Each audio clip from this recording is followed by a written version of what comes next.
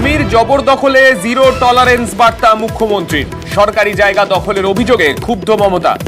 কি বলেছেন তিনি বৈঠকে জানবো। আমাদের প্রতিনিধি সোমরাজ রয়েছেন আমাদের সঙ্গে, সোমরাজের থেকে জানবো। সোমরাজ, ঠিক কি ক্ষোভ প্রকাশ করেছেন মুখ্যমন্ত্রী?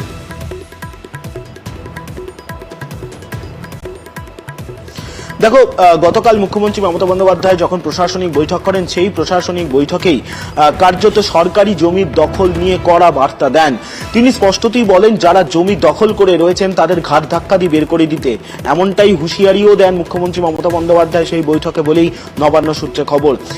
শুধু তাই নয়, বিভিন্ন সময় নবান্নে অভিযোগ এসে পৌঁছেছে, কখনো সরকারি জমির চরিত্র বদল নিয়ে, কখনো সরকারি জমি দখল হয়ে যাচ্ছে, এই নিয়েও অভিযোগ এসেছে। কলকাতা, দক্ষিণ 24 পরগনা, উত্তরবঙ্গের একাধিক জেলা থেকে অভিযোগ এসেছে। গতকালই মুখ্যমন্ত্রী মমতা বন্দ্যোপাধ্যায় বৈঠকে দক্ষিণ 24 পরগনার ভাঙড়ের প্রসঙ্গ তুলে ধরেন, যে ভাঙড়ে সরকারি জমি দখল হয়ে যাচ্ছে বলে তার কাছে অভিযোগ এসেছে। তাই সব মিলিয়ে মুখ্যমন্ত্রী মমতা বন্দ্যোপাধ্যায় এই সরকারি জমি দখল নিয়ে বা দখল মুক্ত করতে কার্যত জিরো টলারেন্স নীতি নিয়েছে বলেই প্রশাসনিক মহল মনে করছে, এবং কালকেই প্রশাসনের শীর্ষ কর্তাদের সামনেই মুখ্যমন্ত্রী মমতা বন্দ্যোপাধ্যায় এই নির্দেশ দেন, তেমনটাই নবান্ন সূত্রে খবর। বেশ,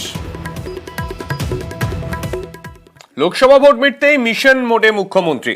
মঙ্গলবার নবান্নে প্রশাসনিক বৈঠক করেন মমতা। উপস্থিত ছিলেন পুলিশ প্রশাসনের কর্তারা। সেখানেই একাধিক বিষয়ে ক্ষোভ প্রকাশ করেন মুখ্যমন্ত্রী। কাটমানি রুখতে কড়া বার্তা।